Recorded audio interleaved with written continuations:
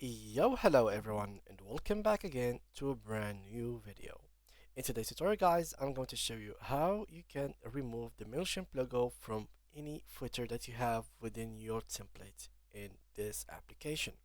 So guys, let's get started. First thing, of course, log into your account. It's pretty easy and very simple. So guys, as you can see in this area, after I have logged into my account, um, it's pretty easy. You simply have to go to your template. So here I have top template, and I'm going to search for a scratch one. So I'm going to start from zero, and it will be in any random template that you will find. But in here, it will be more clear since we don't have much content to distract us. As you can see here, this is the template, and in every template that is not paid, which is a free version of a template, it will have in the bottom, in the footer right here, this Mailchimp logo. Now to remove it, we don't have this icon that says remove block, so this is impossible for us to be removing.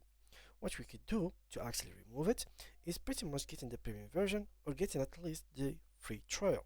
So as you can see here on the left, we can either change the style of this bottom style or this block, but in the total we can't remove this logo unless we click in here, start your free trial, and of course we need to get a premium version.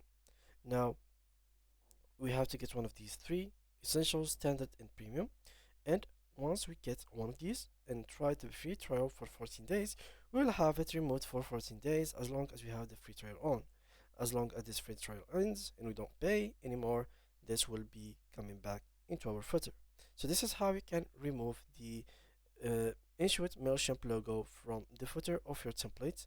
I hope you liked this video, guys. Thank you a lot for watching, and see you guys in the next video.